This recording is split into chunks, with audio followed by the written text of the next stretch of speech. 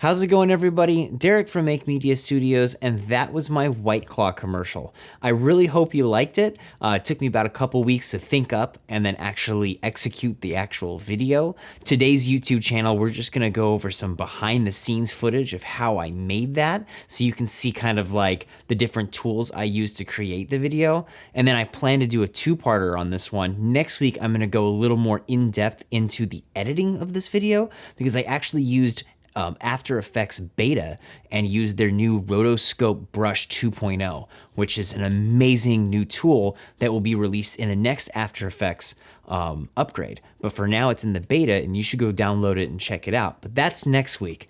This week, we're just gonna look at behind the scenes on how I made this White Claw commercial. But first, if you liked this White Claw commercial, go down below and smash that like button. Hit subscribe and leave a comment telling me what you liked or didn't like about the video. I wanna hear feedback. It helps me grow as a creator, and I wanna know what you think about my content that I'm creating for you, my audience. Okay, so let's just get right on into some of the behind the scenes footage for this video. This is the first shot that we're filming. So this is like the master shot. Okay, so the final shot of the video, my wife had an amazing idea of getting some rocks and sand and some shells to make it kind of a beachy feel, because according to their Instagram, like what their Instagram looks like, it's kind of a beachy look. So thank you, honey, for doing that. She's also running the camera today on her phone. And yeah, so this is the master shot. All right, as you can see, we have the drinks raised a little bit on this platform, and then we have some rocks, sand, and fruit in front of them for each flavor of the drink. So now the next thing that we're actually gonna do is use a little bit of vegetable glycerin and water mixture, and we're gonna spray the cans, and we're gonna make them look cold and wet. Same thing with a little bit on the fruit. So this is really simple. I found this on Amazon, vegetable glycerin, these little spray bottles I bought separately, and then you do a 1-to-1 ratio. I used a tablespoon. You use 1 part water, 1 part vegetable glycerin. And then that puts it into this little spray bottle, and you spray it on the bottles, and then the condensation doesn't go away. So it fakes that condensation look. It's a little trick that I learned recently doing this product videography. All right, so here's just like kind of the lighting setup. We're using the Aperture 120D Mark II with the Light Dome 2 with a grid on the front of it to kind of control the light and make it centered. We just got a black backdrop up behind, black paper, bought a piece of glass from Home Depot to put on top of the black paper. That's going to, you know, make it nice and shiny. All right, so the idea behind the glass originally, before I put the sand and the shells on there, is I really wanted that reflection look, so you can see the bottles in a reflection at the bottom. The black plain paper really didn't do that for me. And what's great is that glass at Home Depot was like $17, and I can reuse it for other videos. It's pretty thin and it's sharp on the edges, so be careful, but it was a good buy that I definitely think I'll be able to use in the future. We're using just a hand slider. Eventually I'd like to have some motorized equipment, but for now we're just gonna be doing this by hand. An Atmos 5 recorder.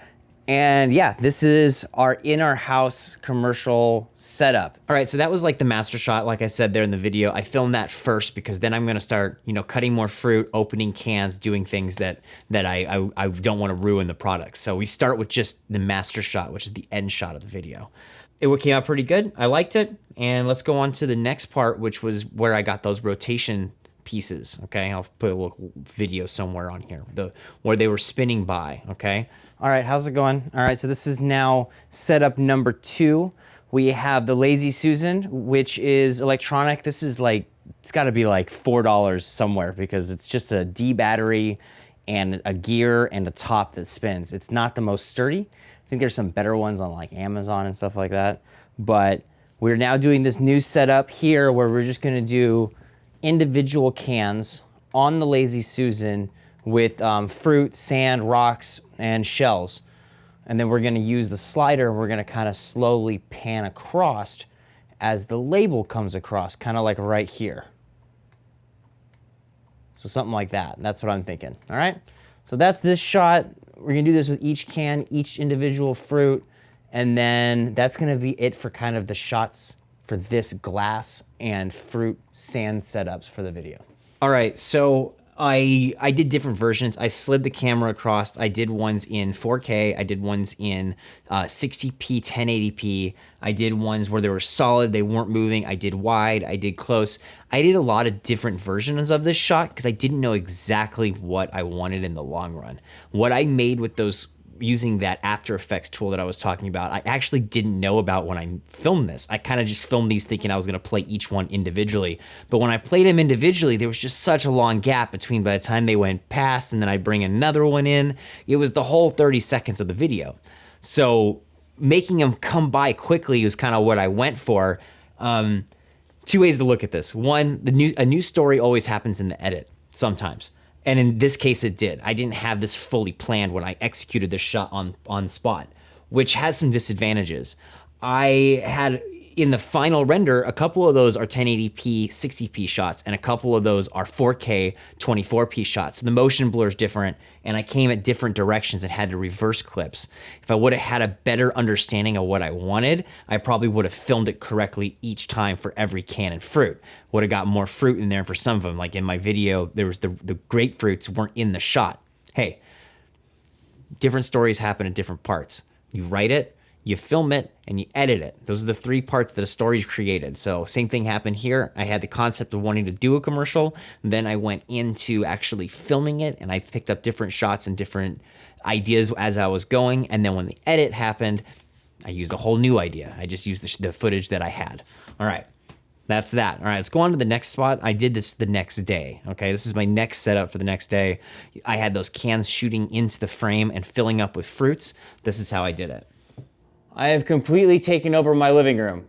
Okay, so this is the shot that we have set up this morning. This is where I'm going to be doing the... I don't know exactly what this shot's gonna look like in the end. You've already seen it by this point, but I was going to composite 4 spinning cans with spinning fruit in some way. I hope it came out good, but this is what I'm working with today. I got the drill, I got the light here as an overhead, and I'm gonna record this in 120p. The plan is to have the can upright in the shot. Using this drill right here, I'm going to spin, let's see if I can grab it and do the phone at the same time. I'm gonna spin the can slowly, and that's gonna create this motion right here. And slow down at 120 frames per second. That should give me like 5 or 6 seconds of at least just the logo. All right, so this is the shot right here. This is what I think is gonna work for me. Using the drill, using the lighting, spinning it. Then we're gonna move on to using toothpicks and different skewers to rotate different fruits at different axes. Axes. That's what it is. All right, I hope this shot came out kind of cool. Hopefully it's in the final video. Sometimes you make something and you don't even use it, so we'll see. All right, so that was that shot. I did the cans, okay, and then I did fruit. If you looked at the Atmos recorder closely, you're gonna notice that it was at 59p and I'm saying 120. The Atmos 5 only records at about 60p at 1080p. So that's, you know, I use that sometimes with some of the slow-mo shots with those fruit and cans, but when I wanted this really, really slow shot, I used internal recording on the Sony a7 III. All right, so now there's the other part of this video that I don't have any clip for, which I really upset that I didn't get anything, is when I actually took a metal cauldron and my dad's DeWalt drill with a 1-inch drill bit on there, and I put a little, it's like a scooper for like dirt, and I put that on the end of it, and I was able to spin water.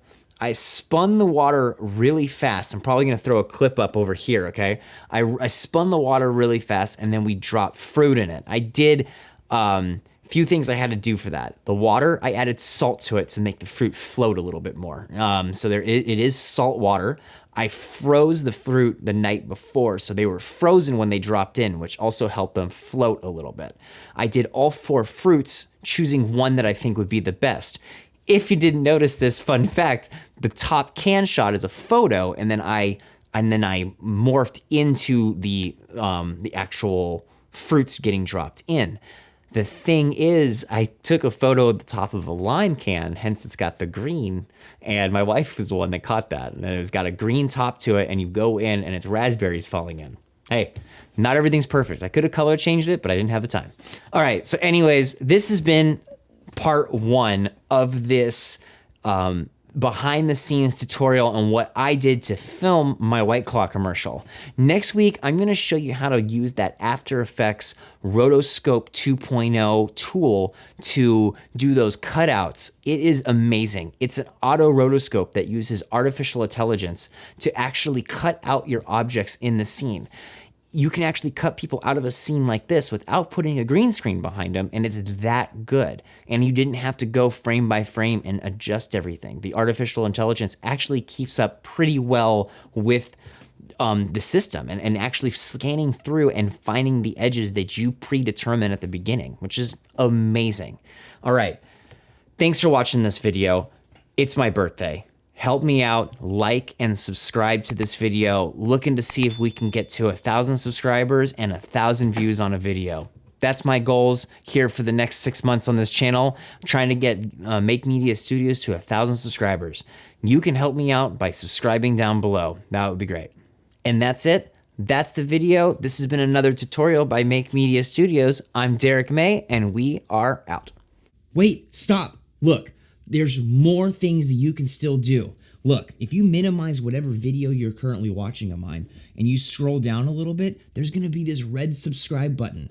You know what you do? You click it. Check this out. Ready? Watch. It's crazy. It goes from red to gray. Right? Blew my mind. I want you to check to see if yours goes from red to gray. And I want you to leave a comment down below if it did. And that's about it. Now you're at the end of the video. Go on ahead and watch something else now.